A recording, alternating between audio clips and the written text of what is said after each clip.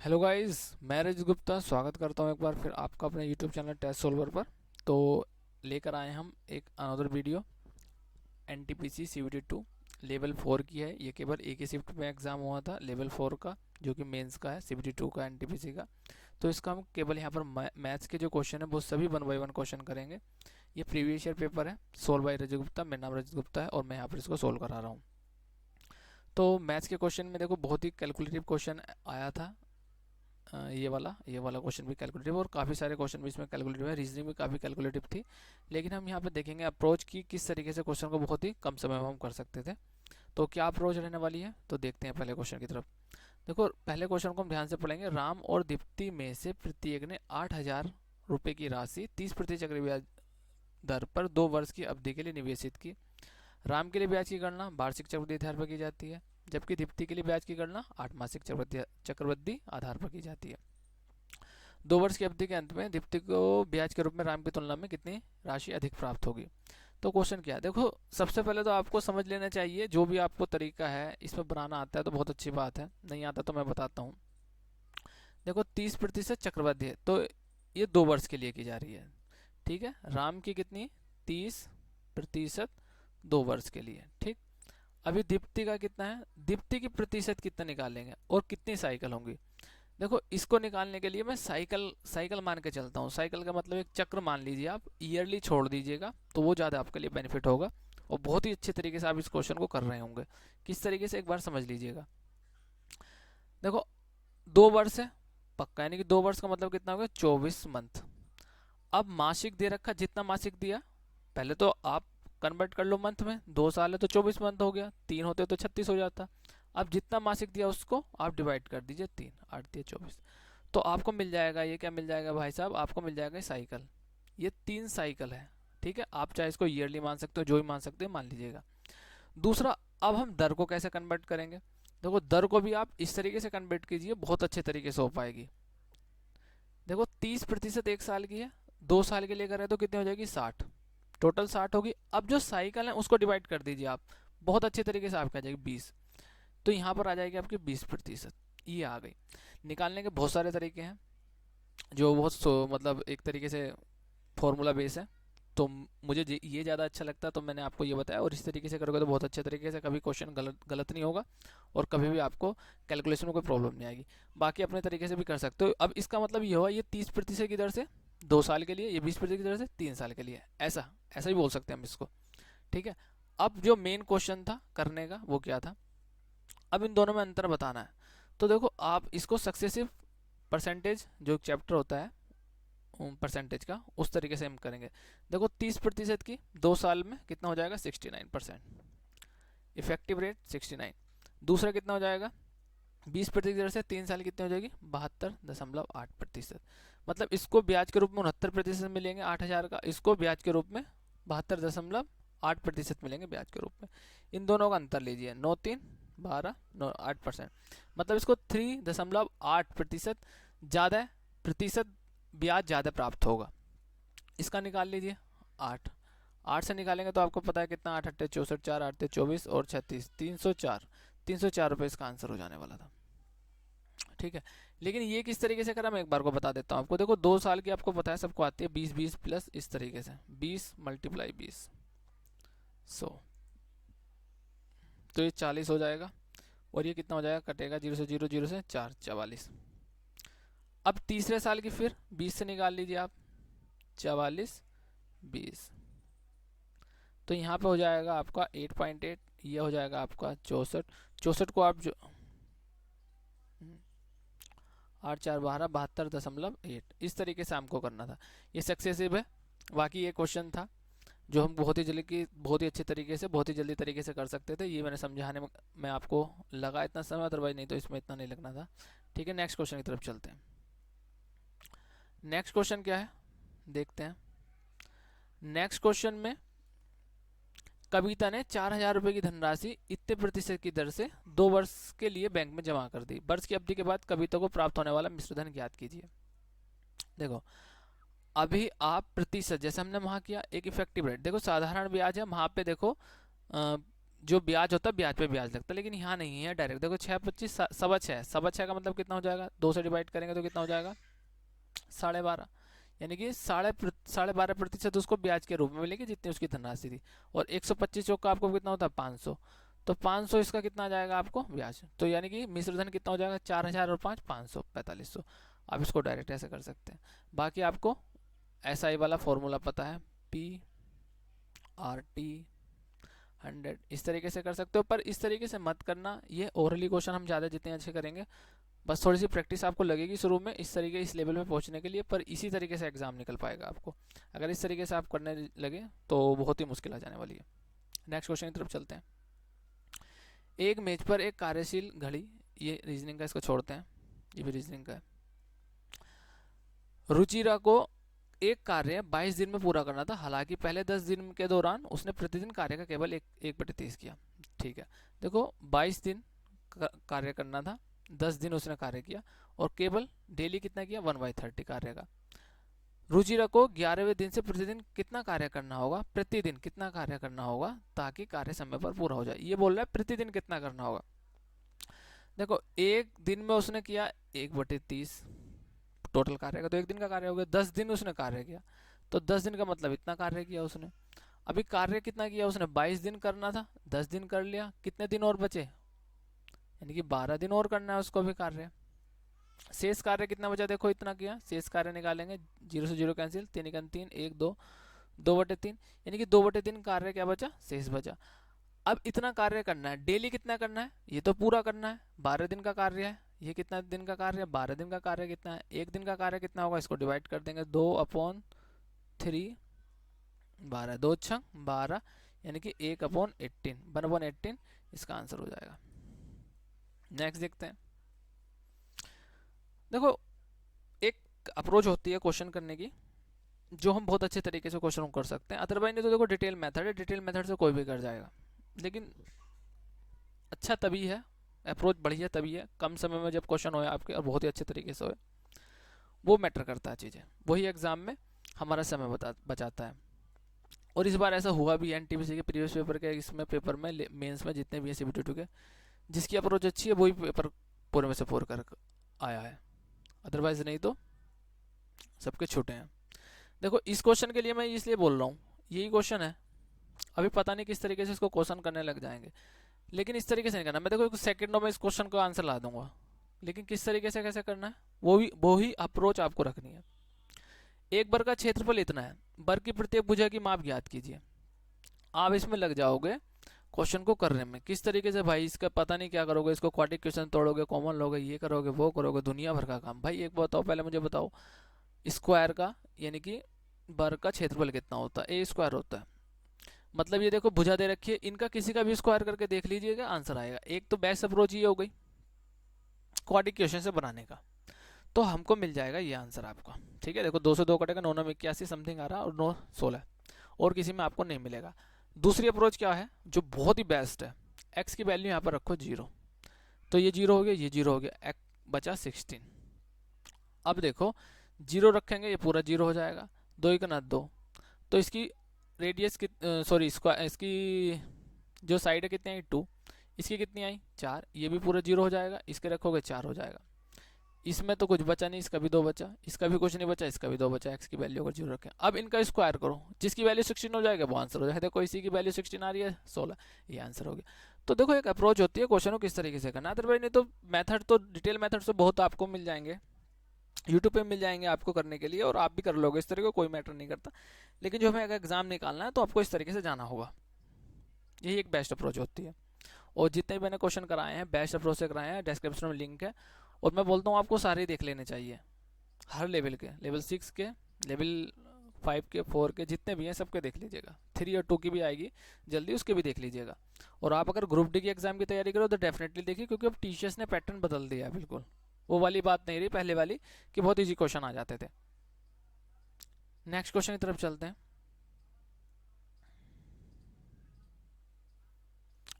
राम और रहीम के पास इतने रुपए हैं, यदि राम की धनराशि का रहीम की धनराशि के इतने बराबर है। देखो राम की धनराशि जो है, राम की धनराशि का 1/3 रहीम की धनराशि के 2/5 के बराबर है। तो आप राम को इधर, इसको मैं खींच के नीचे लाऊंगा, रहीम हो जाएगा यहाँ पे, आप बोलोगे सही है। अब 3 जाएगा, 6 हो जाएगा, इधर 5 हो जाएगा। तो इनका रेशो आ गया, ठीक है। यानी कि राम की वैल्यू 6 है, रहीम 5 को रिप्रेजेंट कर रहा है। टोटल किसको कर रहा है? 11 को। और 11, ये टोटल इनके पास कितने हैं? तो 11 यूनिट किसको रिप्रेजेंट कर रही है? हमको 1210 रुपये को। यानी कि 1 यूनिट हमको किसको करेगी? 11 का ना 11, 110, 10 को। और हमारे किससे पूछा? रहीम के पास कितनी धनराशि है? तो रहीम के पास 5 यूनिट है, तो कितना हो जाएगा? 110 होगा। तो 11 पंजे 55, 500 ये हो जाएगा 510, 550 रुपये, ठीक है। नेक्स्ट क्वेश्चन देखते हैं। किसी व्यक्ति को कुर्सी इत्र में बेचकर 27% का लाभ होता है कुर्सी का। यानी कि अगर 100 रुपये की कोई 100% की कोई चीज़ थी, तो उस पर 27% का मैंने प्रॉफिट किया है, तो 127 हो गया। यानी कि 127 किसको रिप्रेजेंट कर रहा है?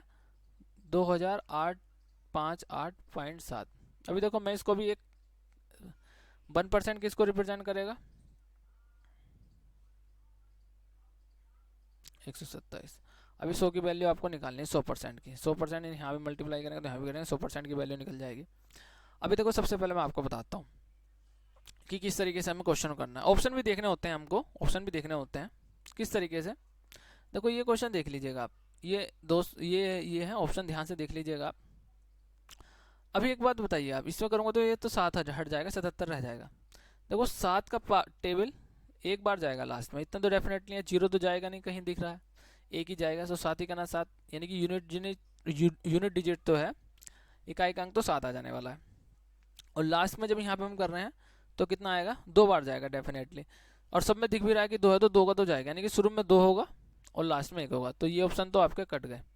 अब इन दोनों में देख लीजिए, एक बार टेबल पढ़ लीजिएगा, फिर एक बार या तो 1 में जाएगा 2 में जाएगा, तो आपको डेफिनेटली पता लग जाएगा। वहाँ पे सारी करने की क्वेश्चन आपको जरूरत पड़ेगी नहीं, ठीक है। तो इस तरीके से क्वेश्चन करते हैं, ठीक है, कर लीजिएगा, इसमें कोई ऐसा नहीं है। मैं करके बता देता हूँ आपको। 127 से 285 को 8 को 7 से हम डिवाइड करेंगे तो कितना टाइम जाएगा? 2 टाइम्स 54, 254, 5 में 4 गएगा 8, 3, एक बार 2 बार जाएगा इसमें, ठीक है। फिर 254। बस देखो यहीं आपको पता लगे कि ये आंसर हमारा हो जाने वाला था। नेक्स्ट की तरफ चलते हैं, पूरा करने की कोई ज़रूरत नहीं है इसको, ठीक है। नेक्स्ट की तरफ चलते हैं।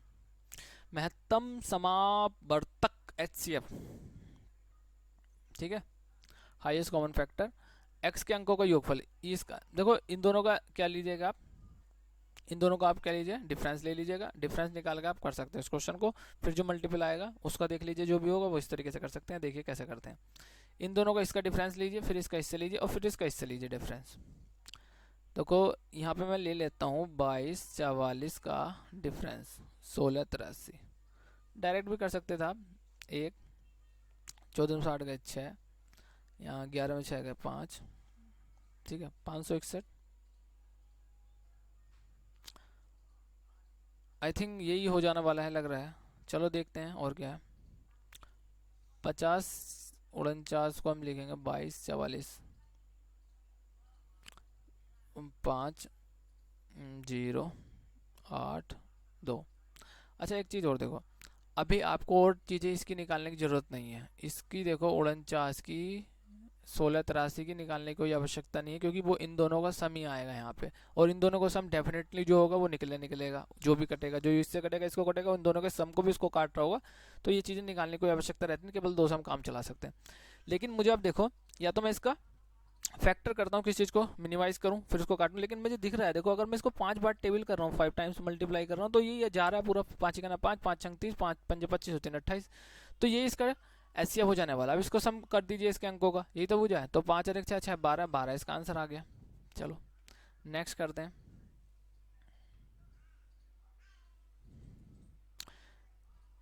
देखो के वह बड़ी से बड़ी संख्या जिसे 29 96 47 52 28 78 25 को विभाजित करने पर प्रत्येक स्थिति में प्राप्त शेषफल बराबर होता है। देखो अगेन वही है, इन दोनों को पहले डिफरेंस लीजिए, फिर इसका डिफरेंस लीजिए, फिर इसका डिफरेंस लीजिए, फिर जो आपके नंबर बचेंगे उसका HCF निकालना। जो भी नंबर आपके आएंगे, जैसे 3 नंबर आ गए, अब इनका HCF निकालना। फिर इनका, जब कभी ऐसा होता है प्राप्त शेषफल बराबर होता है, तब ये काम करते हैं। अब इनका HCF, फिर HCF निकालेंगे, फिर इनका डिफरेंस निकालिए, जो भी आएगा काम बात बन जाएगी फिर उसको, जैसे कि मैंने बताया। तो सबसे पहले चलो हम इसका अंतर निकालते हैं। 47 52 को किससे माइनस करते हैं, 29 96 से। 12 में से 6 गए 6, आपका यहाँ पता 14, 14 में से 9 गए 5, और यहाँ पे आपका 6, 16 में से 9 गए 7, 3 में से हो गए 17 56। ठीक है, अब 78 25 में से आप निकालिएगा, सॉरी 47 52 को, 3 12 से 5 गए 7, और जो आपका हो जाए 0 3। ठीक है, अब इन दोनों को सम कर दीजिए आप। ठीक है, वो निकालने की जरूरत नहीं, इन दोनों का सम करिए। ठीक है, यानी कि कितना बचेगा आपका 1756 30 73, ये आपकी एक दो संख्याएं आ गई। इन दोनों का सम कर दीजिए, वही डिफरेंस होगा, समझ रहे हो आप। 6 3 9 हो जाएगा, और 7 5 12 2 7 8 2 9 4 49 29 आ जाएगा। इन दोनों का डिफरेंस लीजिएगा, फिर इन दोनों का डिफरेंस लीजिएगा, फिर उनका एचसीएफ निकालिए, ये आंसर बन जाएगा। तो चलो इन दोनों का डिफरेंस लेते हैं।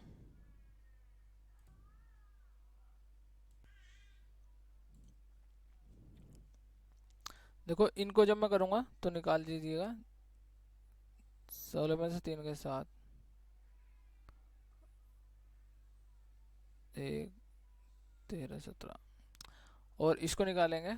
देखो इन दोनों को जो सम कर रहे थे 6 3 9 7 5 12 7 और 1 8, 48 29 आएगा ये। तो इसका देखो यही आएगा, इसका 17 17 56 ही आ जाएगा इसका। इसमें भी एक लॉजिक है, क्यों मैं बताऊंगा बाद में आपको। इन दोनों की निकालने की जरूरत नहीं, कि इन दोनों का निकालोगे आप तो इन दोनों का सम ही आएगा, तो इन दोनों की निकालने की जरूरत नहीं, मैंने बताया था, क्योंकि जो भी एचसीएफ आएगा वो इन दोनों से कट रहा होगा। अब इन दोनों का काम कीजिएगा आप, सबसे पहले इनको फैक्टर कर लीजिएगा किसी एक नंबर से। देखो 7 3 10 11 12, 3 से कटा तो 3 से इसको काट के देख लीजिएगा, क्योंकि देखो ये तो पूरा पूरा टेबल जा नहीं रहा, तो इसका मतलब ये तो होगा नहीं, तो इसको 3 से और मिनिमाइज कर लीजिएगा। 3 चौक 12, 1 1 हो गया यहाँ पे, 3 3 9 3 9 27 ही आ गया। अभी देख लीजिए ये इससे कट रहा है क्या, ये तो जाएगा, जैसे कटेगा ये देख लीजिए। 9 चौक 36, 4 बार जा रहा है क्या, 4 बार जा रहा है कि हाँ जा रहा है। 9 चौक 36 और 4 तिया 12 और 3 15 9 जो, हाँ ठीक है, ये जा रहा है पूरा पूरा कट रहा है, तो ये इसका हमारा एचसीएफ हो जाएगा। अब इसका क्या बोला है उसने, गुणनफल, तो 4 तिया 12 12 9 108, 108 इसका आंसर हो जाएगा। ठीक है, नेक्स्ट क्वेश्चन की तरफ चलते हैं। इस क्वेश्चन को पढ़िएगा ध्यान से, पहले इस क्वेश्चन को पढ़ना स्टार्ट कीजिएगा। 4 किलोमीटर प्रति घंटे की चाल से एक लड़का किसी वर्ग के मैदान को करता है, 36 सेकंड में पार करता है। मैदान का क्षेत्रफल मीटर स्क्वायर में ज्ञात कीजिए। देखो इस क्वेश्चन को हम किस तरीके से करेंगे, सबसे पहले इसको मीटर पर सेकंड में मीटर पर सेकंड में कन्वर्ट कर लीजिए। 4 किलोमीटर प्रति घंटा का मतलब होता है 5/18 से हम 5/18 से हम मल्टीप्लाई करेंगे, मीटर पर सेकंड में आ जाएगा। तो ये आ गया हमारी 4। डिस्टेंस निकालने के लिए समय से अगर हम इसमें मल्टीप्लाई करेंगे 4 में, तो डिस्टेंस आ जाएगी। ये डिस्टेंस, इसका मतलब ये है, अगर कि इसको क्या था, वर्गाकार मैदान था, ये स्पीड से 36 सेकंड में पार कर रहा है, तो ये डिस्टेंस आ गई। इसका मतलब विकर्ण, ये विकर्ण की क्या आ गई, हमारी विकर्ण की लेंथ आ गई। तो यानी कि इसको काट लिया, 18 दूनी 36, 4 5 20 20 40, यानी कि 40 मीटर हमारे क्या आ गया, विकर्ण की लेंथ। और विकर्ण का आपको पता है, विकर्ण का जो होता है ना, मान लीजिए विकर्ण आपका 40 है, तो विकर्ण का स्क्वायर डिवाइड 2, यानी कि विकर्ण अगर डी है तो डी मल्टीप्लाई डी अपॉन 2 करेंगे तो एरिया आ जाएगा। तो यानी कि इसको हम 40 40 करेंगे, डिवाइड 2 करेंगे, आंसर आ जाएगा। ये 20 बार जाएगा, 20 चौक 2 2 4 800 आंसर आ जाएगा हमारा ये। ठीक है, तो ये हमारा हो गया। नेक्स्ट क्वेश्चन देखते हैं। एक स्फीयर है जिसकी रेडियस 8 सेंटीमीटर है, एक सॉलिड सिलेंडर है और जिसका बेस की रेडियस कितनी है ये। तो ये कि स्फीयर बना लिया, इसकी 8 सेंटीमीटर हो गई। नेक्स्ट एक सिलेंडर है, उसकी जो रेडियस है वो कितनी है, ये 4 है यहाँ से यहाँ तक। हाइट ऑफ द, इसकी जो है हाइट है वो h है, ये हाइट हो गई इसकी। ठीक है, यानी कि ये हाइट हो गई यहाँ से यहाँ तक। If the total surface area of the cylinder, जो टोटल सरफेस एरिया सिलेंडर का is half the surface area of the, is half the surface area of the sphere, surface area के हाफ है। इसका जो सिलेंडर का area है वो किसके हाफ है, तो कोई दिक्कत नहीं है, इस तरीके से हम करेंगे। तो क्वेश्चन का देखो, इसका पहले मैं आपको फॉर्मूला बता देता हूँ। Total surface area of cylinder, total surface area कितना हो जाएगा, देखो 2 pi R H plus 2 pi R square. 2 pi common लेंगे तो टू पाई आर कॉमन लेंगे तो अंदर बच जाएगा आर प्लस एच। ठीक है, ये इसका जो होता है टोटल सरफेस एरिया होता है। इसका टोटल सरफेस एरिया होता है 4 पाई आर स्क्वायर। ठीक है, ये होता है total surface area of the cylinder half the surface area of the cylinder sphere.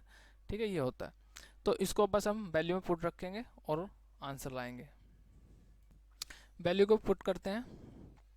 Question क्या बोल रहा है, मतलब ये 2 पाई आर एच जो है हमारा आर प्लस एच, इसकी रेडियस को हम कैपिटल आर से डिनोट कर देते हैं। आधा है, मतलब इसका आधा, ये आधा है तो 1/2 4 पाई आर स्क्वायर।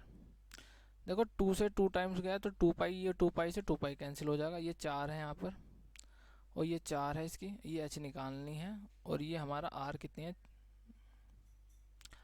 आर कितनी है यहाँ पर हमारी 8, तो 8 अट्टे 64, 64 हुआ तो 4 से काटेंगे तो 16 टाइम जाएगा। अब 4 ये उधर जाएगा तो एच बराबर कितना हो जाएगा 12, तो इसकी हाइट 12 आ गई। नेक्स्ट करते हैं। The length of a pair of parallel side of a trapezium are respectively 18 centimetre 15 centimetre and the perpendicular distance between those two side is 12 centimetre. मतलब इस तरीके से अगर कोई, देखो ट्रेपेजियम ये होता है, एक है 15 एक है 18 और जो डिस्टेंस उनकी परपेंडिकुलर ही है वो यहाँ कितनी है 12 है। इसको हम यहाँ पे भी खींच सकते हैं, कोई दिक्कत नहीं है। ठीक है, तो देखो इसका जो एरिया होता है, एरिया यानी कि क्षेत्रफल का जो सूत्र होता है उसका 1/2 होता है और सम ऑफ पैरेलल साइड मतलब समांतर भुजाओं का योग। तो 18 12 कितना हो गया, कितना हो गया 33 हो जाएगा। मल्टीप्लाई डिस्टेंस बिटवीन दैम, तो डिस्टेंस कितनी है उनकी 12 है, तो 2 छंग 12, इसको काटेंगे 36 18 काट 36 18 9 198 आ जाएगा इसका आंसर आ गया। नेक्स्ट क्वेश्चन की तरफ चलते हैं। डायरेक्ट फॉर्मूला बेस्ड क्वेश्चन था वो। A cylinder is inscribed in A sphere, the radius of the sphere is 5/6 times the height of the cylinder. What is the ratio of the volume of the cylinder to the volume of sphere?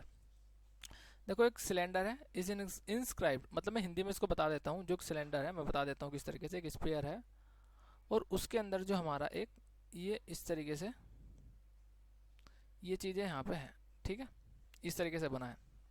और radius of the sphere, देखो radius of sphere, sphere की जो radius है, देखो sphere की radius जो है, मैं इसको इस तरीके से कर रहा हूँ, स्फीयर की जो रेडियस है वो 5/6 टाइम ऑफ द सिलेंडर का, सिलेंडर की हाइट के, सिलेंडर की हाइट के कितना है 5/6 टाइम। अगर मैं इसको एच को इधर ले आऊँगा तो ये कोई दिक्कत नहीं होगी ना आपको, तो यानी कि ये स्फीयर की, स्फीयर लिख देता हूँ, ये स्फीयर है और ये हाइट तो आपको पता है केवल सिलेंडर की होगी, ये सिलेंडर की हाइट है।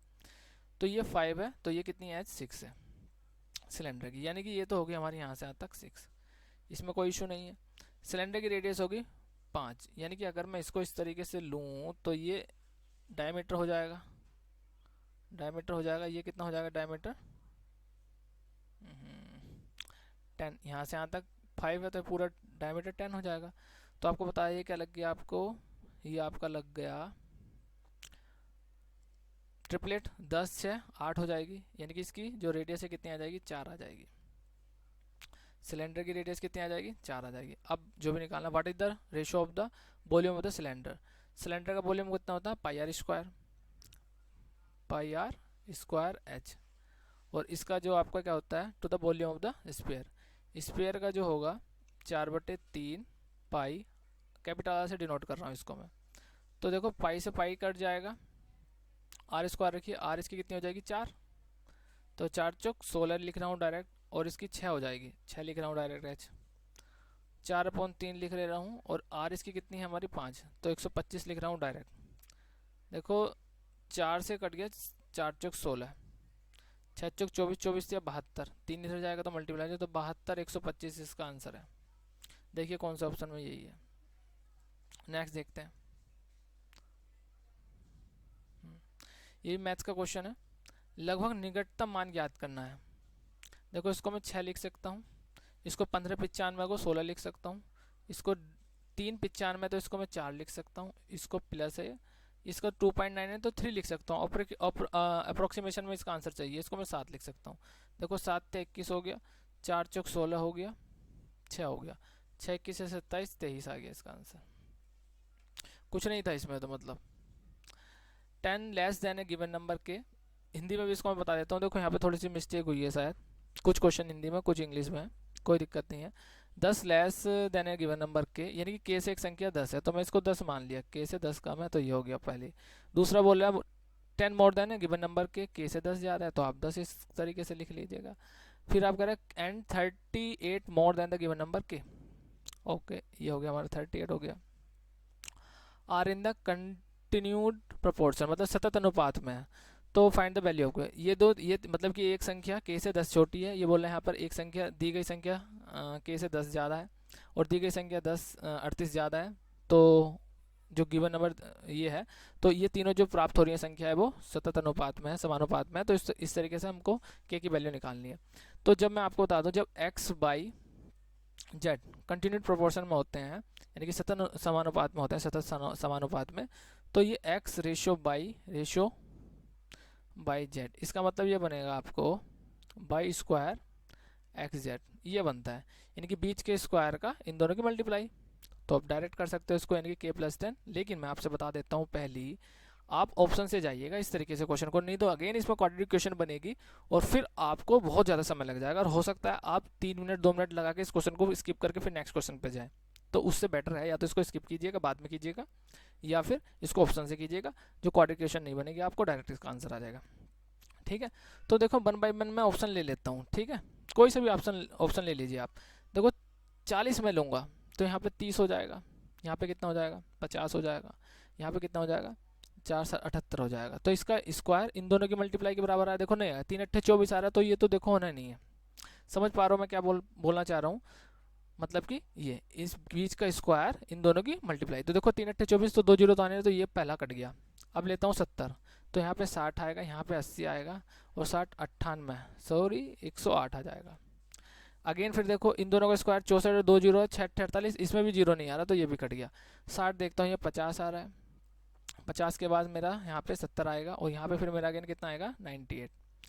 अभी देखता हूँ, देखो 5 अट्ठे 40, अब की बार जीरो बनना है, इसका स्क्वायर यानी कि देखता हूँ मैं, यानी कि 70 का स्क्वायर और 50 और 98, देखो 7 सत्तर 49, ये आ गया। देखो मैं जीरो की बात कैसे कह रहा था, एक जीरो तो आपको ये आएगा, फिर 5 की जब 8 40 4 आ रहा है, 5 9 45 और 4 49, मैं 2 जीरो की बात कर रहा था, यहाँ पे 2 जीरो कहीं नहीं आ रहा, तो उससे हमें आइडिया लग पा रहा था। तो देखो ये हमारा आंसर हो जाएगा 60। तो इसको जाइए, देखो इस तरीके से डायरेक्ट हम इस क्वेश्चन करेंगे, ऑप्शन से करेंगे। अगर इसको करोगे तो ये भाई आपका विदिन 30 सेकंड के अंदर आंसर आ जाएगा। 30 मान लीजिए, 40 मान लीजिए, 45 मान लीजिए, इससे ज़्यादा नहीं आएगा। अगर आप करोगे इसमें क्वाड्रेटिक क्वेश्चन बनेगी भाई, आपको बहुत ही ज़्यादा लग जाएगा। देखो इसी बात पे एक बहुत पहला वाला क्वेश्चन मैंने बहुत ज़बरदस्त तरीके से बताया। देखो कुछ क्वेश्चन तो ऐसे होते हैं कैसे भी करोगे आपको आंसर आ जाएगा, उनका शॉर्ट ट्रिक और ये लॉन्ग ट्रिक सब सेम ही होती है। कुछ क्वेश्चन जैसे इस क्वेश्चन में देखो अप्रोच थी, पहला वाला क्वेश्चन कराया था उसमें ज़बरदस्त अप्रोच हुई, उसके लिए एक लाइक तो बनता है और सब्सक्राइब भी बनता है। ठीक है, तो लाइक और सब्सक्राइब कर दीजिएगा। इस क्वेश्चन को देखो मैं आपको बताता हूँ कि मैं किस तरीके से बोलना चाह रहा हूँ इसको। अगर आप इसको किस तरीके से करेंगे, चलिए देखते हैं एक बार, है ना। देखिए k प्लस 10 का होल स्क्वायर, ये बनेगा जैसे इस तरीके से इसको बनाएंगे फिर बनाएंगे, ठीक है। नहीं मैं डायरेक्ट बता रहा हूँ आपको, k माइनस के 10, मतलब यहाँ तक तो ये मान लीजिएगा ना, इस तरीके से कर रहे हैं बस इसको, k प्लस 38। भाई अब इसको खोलिएगा, के स्क्वायर प्लस 100 प्लस 20 के, देखो क्वाड्रेटिकेशन इस तरीके से है तो फिर के से के कट जाएगा, हालांकि इसमें फिर के की मल्टीप्लाई के स्क्वायर, फिर के प्लस 38 के हो गया, फिर यहाँ 10 के हो गया, फिर प्लस माइनस के 380 के। इसको सोल्व करो फिर के की वैल्यू लाओ, तो बहुत ज़्यादा टफ है। बाकी आपको इसमें कुछ बचा नहीं है, अब के से के कट जाएगा और बाकी आप इसको के की वैल्यू ला सकते हैं। इस तरीके से करना चाहिए, इस तरीके से कर लीजिएगा जैसी आपकी इच्छा है।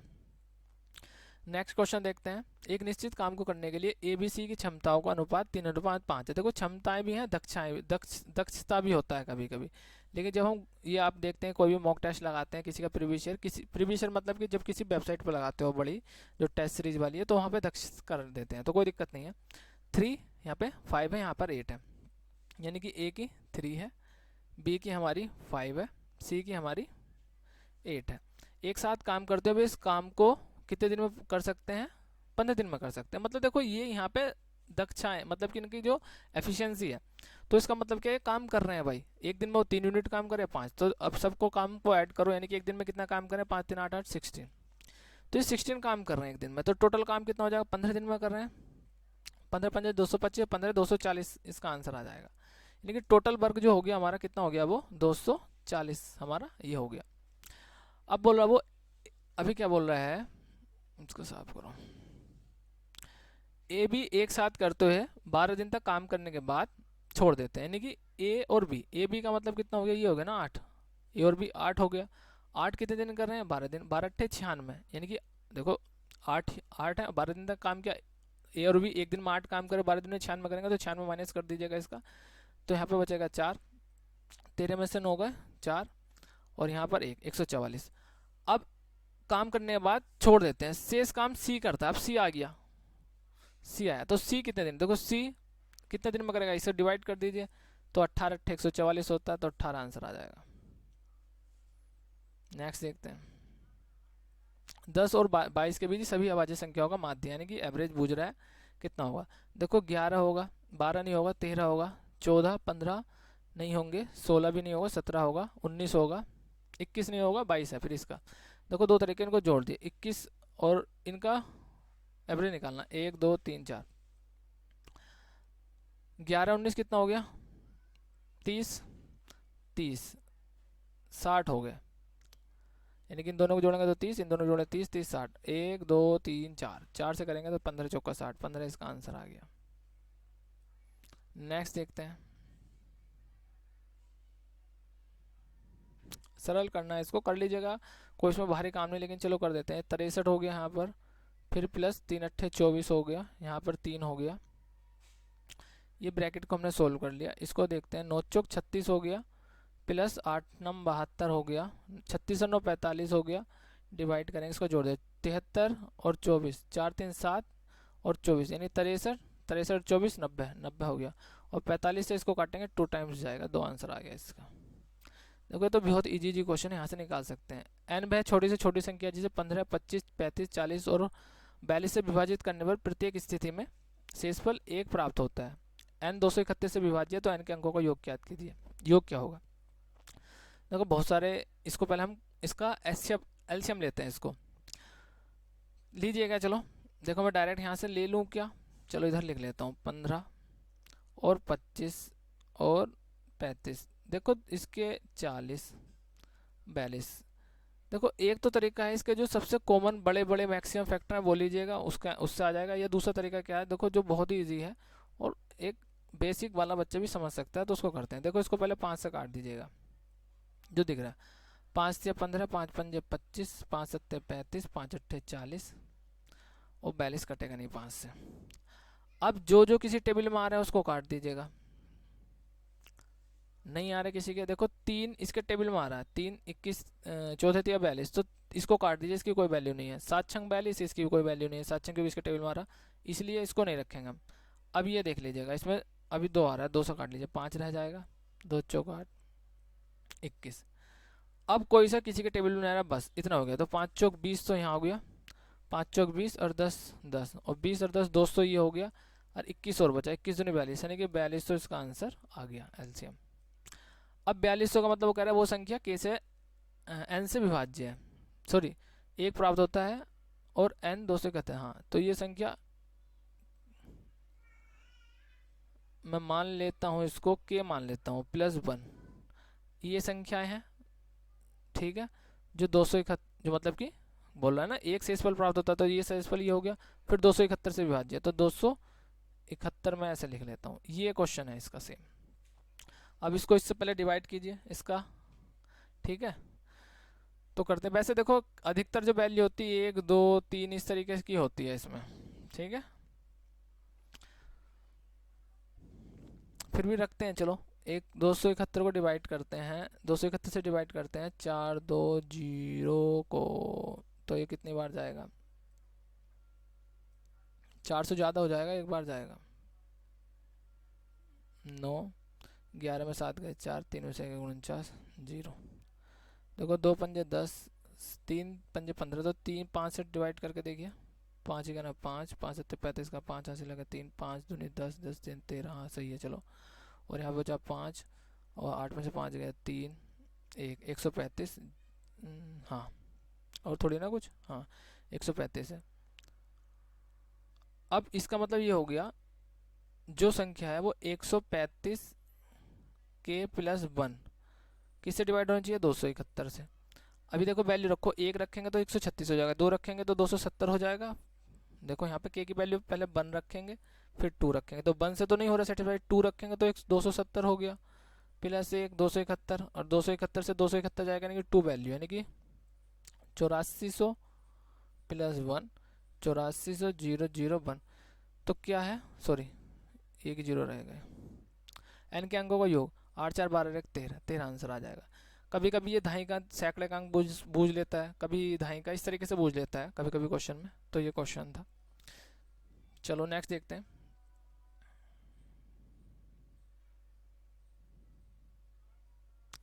रवीश ने एक पुस्तक का 4/5 भाग पढ़ा है, जबकि सोमा ने, इसको बड़ा करते हैं, अभी सही है क्या, थोड़ा सा कहाँ गया क्वेश्चन, इसको थोड़ा सा जूम करते हैं, अभी सही है। रवीश ने 4/5 भाग पढ़ा, जबकि सोमा जो पुस्तक पढ़ रही है उसने केवल 5/8 भाग पढ़ा। हालांकि उसमें से प्रत्येक ने अपनी पुस्तक के 120 पृष्ठ अभी शेष है, मतलब कि इसने 4/5 भाग पढ़ा एक फ्रैक्शन का, यानी कि 1 अगर पूरा था तो रिमेनिंग कितना, 5 का 5 4, 1/5 रिमेनिंग है, और रिमेनिंग कितने हैं 120 पृष्ठ, यानी कि पुस्तक की जो वैल्यू 12 पंजे 60, 105 की मल्टीप्लाई करें 600, यानी 600 पुस्तक में जो पृष्ठ थे, और तो उसने पढ़ा कितना है इसका 4/5, तो 4/5 का मतलब 120, 12 चौक 480 पुस्तक वो पेपर पढ़ चुका है रवीश। अब बात करते हैं दूसरे की, सोमा ने केवल 5/8 भाग पढ़ा, यानी कि अगर ये फ्रैक्शन है 1 से डिवाइड माइनस करेंगे तो कितना आ जाएगा, 3/8 पुस्तक का उसने पार्ट रिमेनिंग है उसका, और रिमेनिंग पृष्ठों में संख्या कितनी है 120, तो इसको सोल्व करेंगे, यानी कि 1 से अगर करेंगे तो 120, यहाँ पे 8/3 हो जाएगा, पलट जाएंगी चीज़ें, 3 चौक 12, 3 8 चौक 32, यानी पुस्तक में जो प्रश्न है वो 320 है, उसने पढ़े कितने हैं उसके 5/8, 5/8 का मतलब 8 चौक 32 40, 8 चौक 32, 8 चौक 32 40, 5 चौक 20, यानी कि 200 प्रश्न उसने पढ़े हैं, इसने 480 पढ़े हैं। यही क्वेश्चन वो पूछ रहा है, सोमा ने रवीश द्वारा पढ़े गए प्रश्नों की संख्या का कितना हिस्सा पढ़ा, तो पहले सोमा रखेंगे 200, फिर कितना हिस्सा 480, इसको सोल्व कर लेंगे, 0 से 0 कट गया, 4 पंजे 20, और 4 से 12 वाइड कटेगा, यानी कि 5/12 हिस्सा उसने पढ़ा है, तीसरा इसका आंसर आ जाएगा। नेक्स्ट क्वेश्चन देखते हैं, फाइंड द अर्थमेटिक मीन, यहाँ पे माध्य हो गया, यानी कि एवरेज निकालना है, 37 85 इसका 65 का, तो फिर अगेन हम इसको देखते हैं कितना आएगा। देखो 37 यहाँ 3 गया 40, और 60, इसके वैल्यू दोनों की 60 हो गई, 9 9 6 15 150, 150 इन दोनों की वैल्यू होगी, और 5 और 6 11 210 वैल्यू इन सबकी होगी, टोटल कितना हो गया 1 2 3 4, 4 से डिवाइड करेंगे, देखो पता है पूरा पूरा जाएगा, 4 पंजे 20, 10 बच गया, 4 दूनी 8, 52 समथिंग आएगा, एक ही ऑप्शन है 52, यही हो गया आंसर, बाकी चाहे कर लो, 4 पंजे 20 ये भी हो जाएगा। नेक्स्ट क्वेश्चन देखते हैं, कुछ क्वेश्चन तो इसमें करना देखने हैं और करने हैं, ज़्यादा समय नहीं है।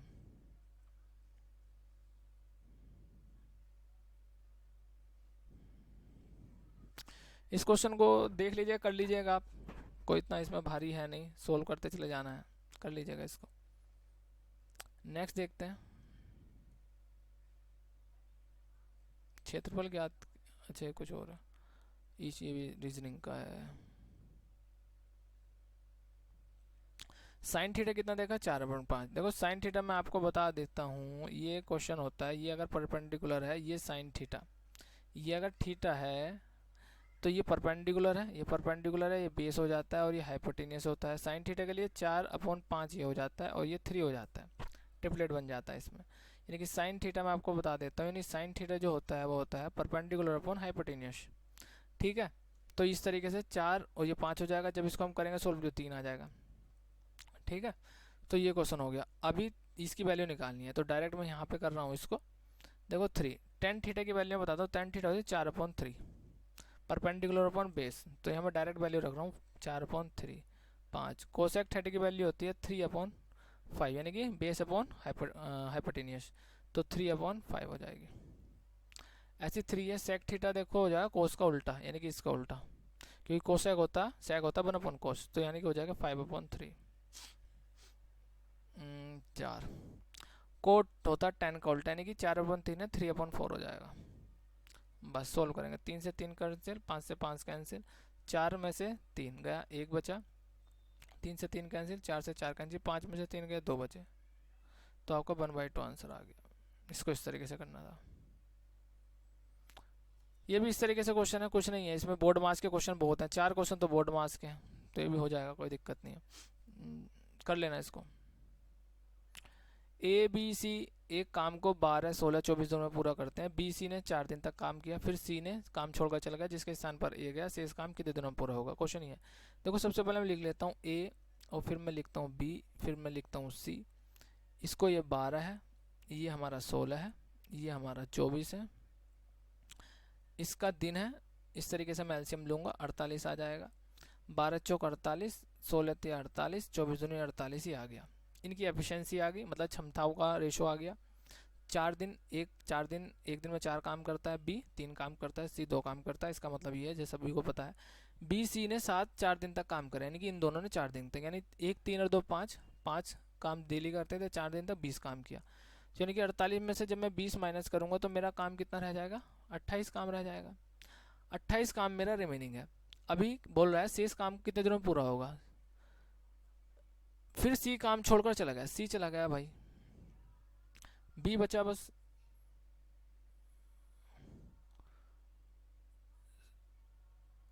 सी काम के छोड़कर, मतलब ये भाग गया, इसके स्थान पर कौन आया? ए आया। तो 4 3 7, अब ये 7 काम करेंगे डेली का, तो कितने दिन में डिवाइड करेंगे? 7 चौक 28, ये इसका आंसर आ जाए 4। ठीक है, टाइम एंड वर्क के तो काफ़ी इजी क्वेश्चन है। देखो एक इसमें स्टेटिस्टिक्स का क्वेश्चन आया है। The mode and mean of A group data 27.5। देखो मोड है हमारा, ये मैं लिख देता हूँ यहाँ पर 27.5, एंड जो मीन है वो कितना है, हिंदी में भी लिखता हूँ अभी, चलो 28.5। क्या निकालना है इसमें? मीडियन निकालना है, MEDIAN। इसका हो गया बहुलक। बहुलक इतना है, माध्य इतना है, और जी माध्य का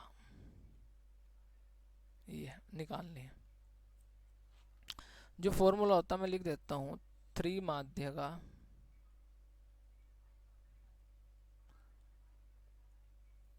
2 माध्य प्लस बहुलक, यही होता है। तो 3 माध्य का निकालनी है, इसको मैं मान लेता हूँ। माध्य हमारा कितना दे रखा है? 28.5, यही दे रखा है। बहुलक 27.5 दे रखा है। 28 दूनी 56 और 1 57, 57 हो गया, प्लस 27.5 हो गया, 0.5 रहेगा, 7 7 14, 5 और 7 और 11 84। अभी देखो 3m चल रहा है, 3m चल रहा है, तो m इधर कितना आ जाएगा? इसके अपॉन में आ जाएगा 3। 7 7 14, 5 और 2 7 1, 3 दूनी 6, 3 अट्ठे 24, 28 और 17 तक 51, 17 28 17 समथिंग आएगा, ये आंसर आ जाएगा इसका।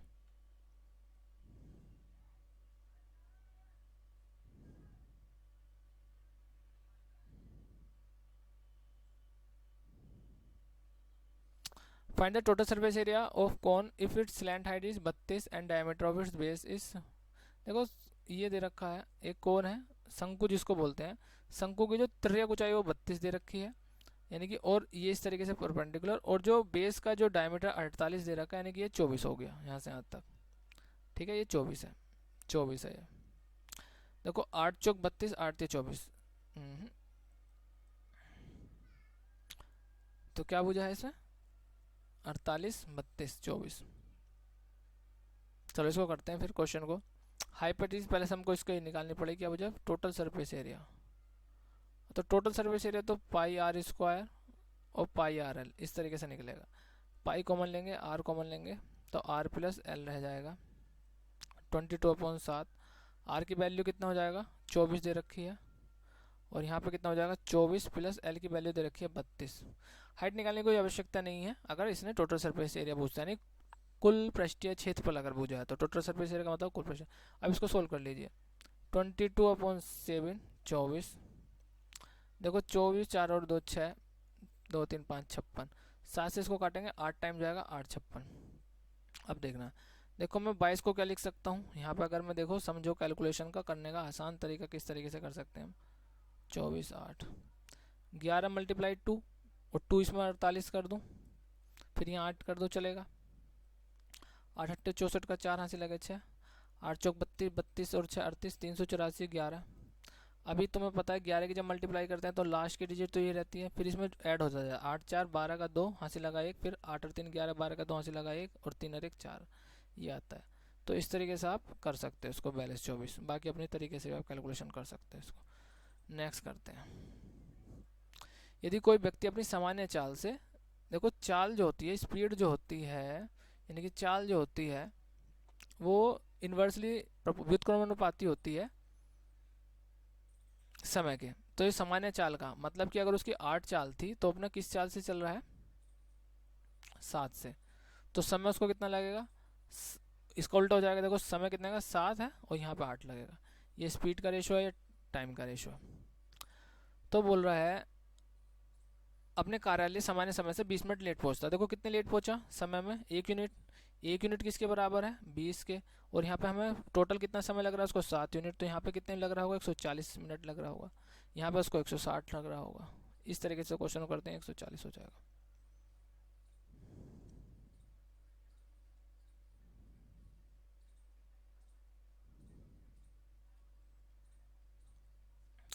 देखो ये क्वेश्चन है।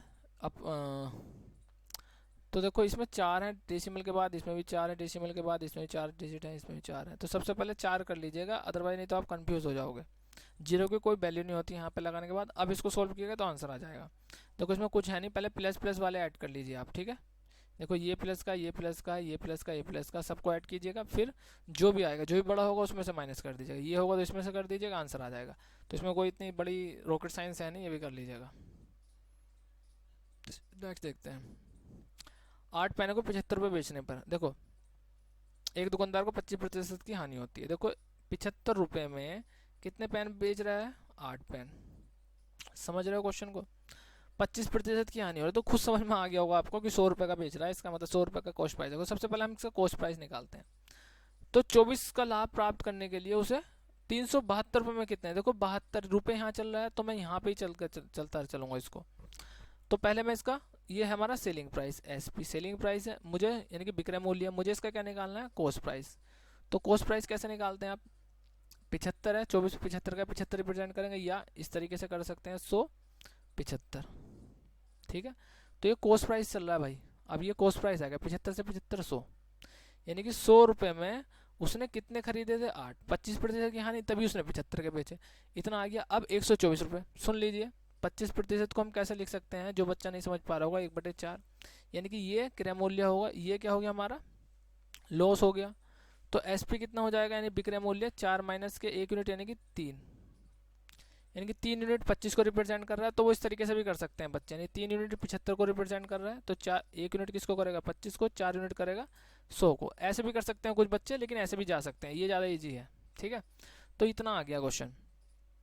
अभी 24% का लाभ करने के, यानी कि 124 रुपये परसेंट 100, ऐसे भी तो लिख सकता हूँ मैं, 100 से 100 कट गया। यानी कि अभी क्या सीन बन रहा है, 124 रुपये में 124 रुपये में अगर मैं 8 पेन खरीदूंगा तो मुझे 24% का प्रॉफिट हो रहा है।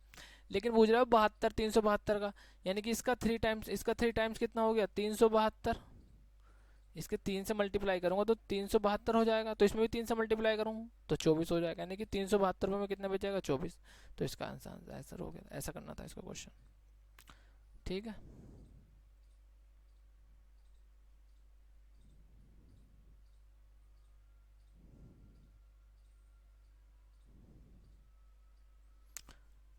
देखो ये इसको हम करना 11 से विभाज्य है, तो इसमें ए की वैल्यू 8 अंक की संख्या है, 11 से विभाज्य ए का मान ज्ञात करना। देखो इसको करो, अल्टरनेट को सम कीजिए, अल्टरनेट डिजिट का सम कीजिएगा। 2 और 6 8, 8 और 3 11, 11 प्लस ए, 11 प्लस ए है।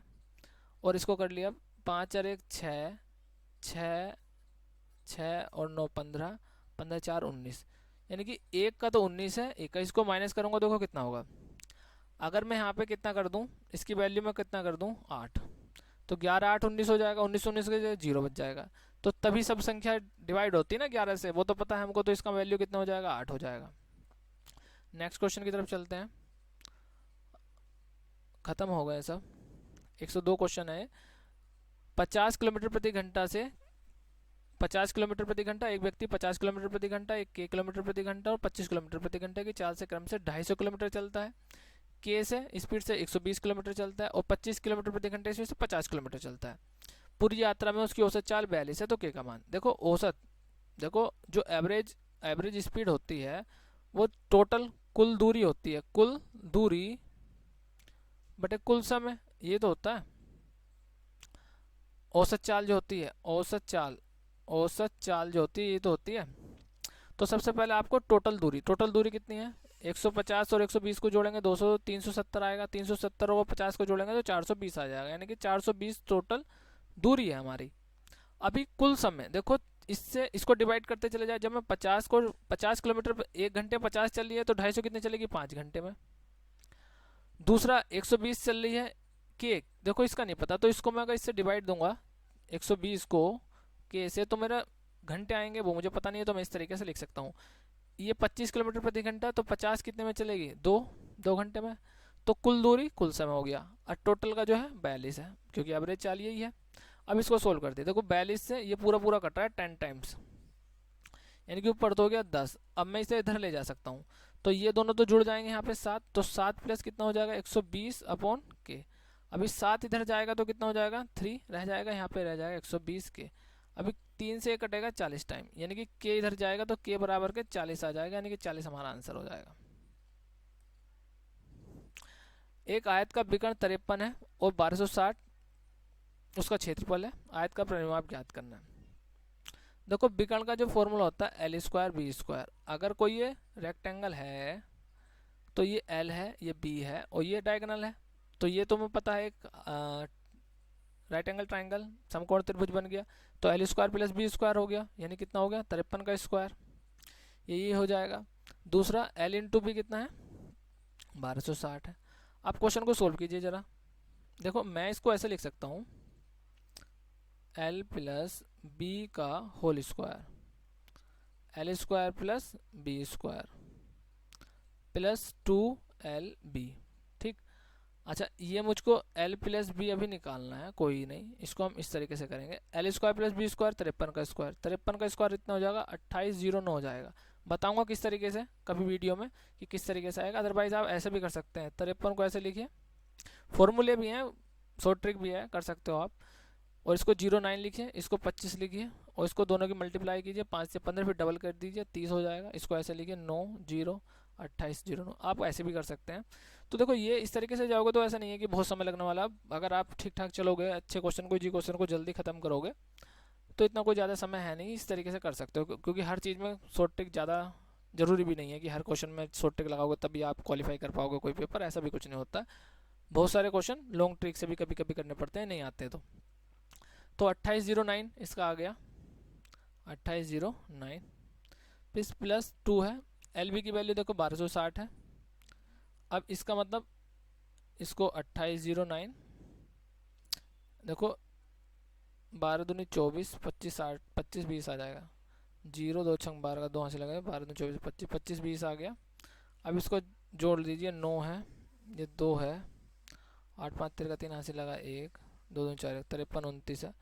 तो एल प्लस बी का जो ये आ गया ये, तो मैं इसको इस तरीके से स्क्वायर को इधर ले जाऊंगा तो 73 आ जाएगा। जब सोल्व करेंगे हम इसको 73 आ जाएगा। अब जो परिमाप जो होता है तो 2 मल्टीप्लाई करेंगे तो 146 आ जाएगा, ये आ जाएगा।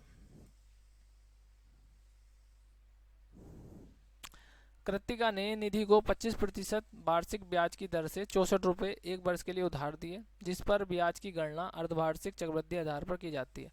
देखो मैंने फिर आपको बताया था, अगर आप मेरे वाला तरीका मान के चलोगे तो वैसे तो इसमें कुछ है नहीं, बहुत सारे तरीके होते हैं करने के, वैसे भी कर सकते हो। देखो कितने लिए बोल रहा है वो, अर्धवार्षिक। तो देखो अर्धवार्षिक 2 से डिवाइड करते हैं, 12.5% आ जाएगा, क्योंकि 2 बन रहे हैं एक साल में, इस तरीके से करते हैं। नहीं तो आप इसको कैसे करेंगे, आप 12.5% आपकी देखो 25% थी, 25 का 1/4, अभी 2 बार हो रहा है तो डिवाइड करेंगे 1/8, यानी कि जो फ्रैक्शन हो जाएगी 1/8 होगी। ठीक है, 6400 कितनी है, ये है 64,000, यानी कि इसका 1/8 फर्स्ट ईयर का कितना हो जाएगा, 8 × 8 = 64, 1/8 इसका 1/8 कितना हो जाएगा, 8000, इसका भी 1/8 8000, इसका भी 1/8 8000, 1000 हो जाएगा इसका। तो 8 8 16 17 17000 हो जाएगा। ऐसे भी कर सकते हो आप इसको, बहुत सारे तरीके हैं।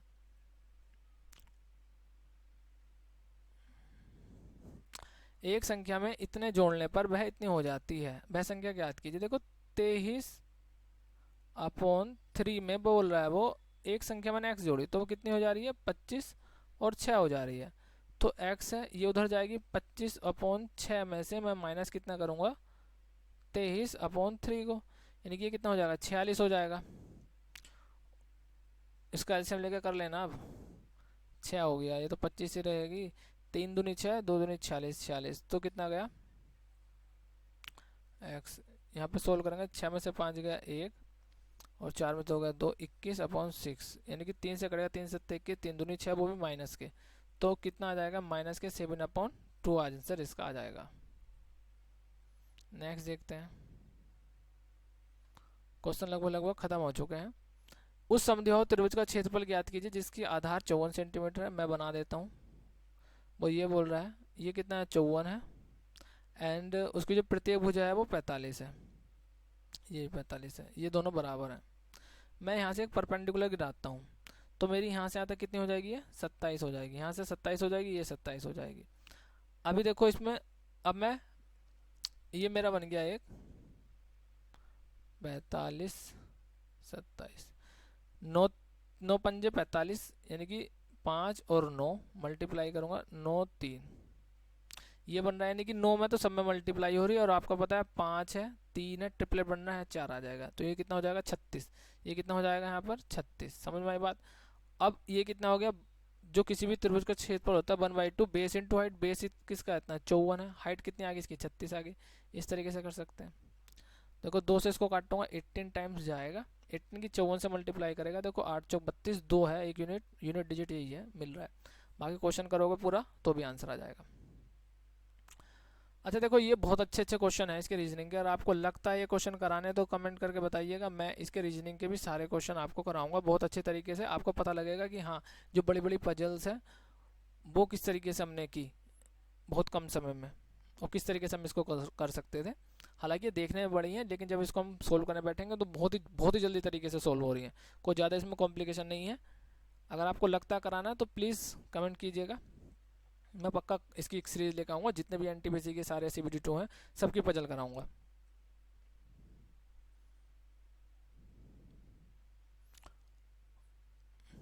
सुबह हमने वार्षिक परीक्षा 600 में से 345, देखो ये तो सबको पता है भाई, हाई स्कूल में परसेंटेज निकालनी होगी तो 6 से डिवाइड कर देंगे, यानी कि चलो मैं ऐसे ही बता सकता हूँ 645/600 और 100 करेंगे इस तरीके से, ठीक है। यानी कि 6 से 6 पंजे 30, 6 7 42, 57 पॉइंट समथिंग, अभी और है 6 7 42 3 है, और 30 6 पंजे 30, 57.5 आ जाएगा, तो इसका ये हमारा ऑप्शन हो जाएगा।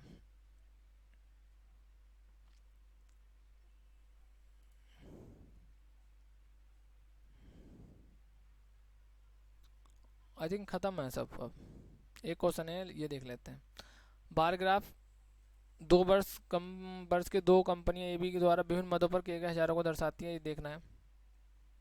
बोल कह रहा है कंपनी द्वारा कुल मिलाकर वेतन पर किया गया व्यय उनके द्वारा कुल मिलाकर इंफ्रास्ट्रक्चर पर किए गए व्यय के लगभग कितना प्रतिशत के बराबर था। तो इंफ्रास्ट्रक्चर नीचे आएगा सम, ठीक है, ऊपर क्या आएगा आपका, दोनों को कुल मिलाकर वेतन पर किया गया, तो सैलरी पर ये वाला ऊपर आ जाएगा, सैलरी वाला ऊपर आ जाएगा, इंफ्रास्ट्रक्चर वाला नीचे आ जाएगा, परसेंटेज में चेंज करेंगे आंसर आ जाएगा।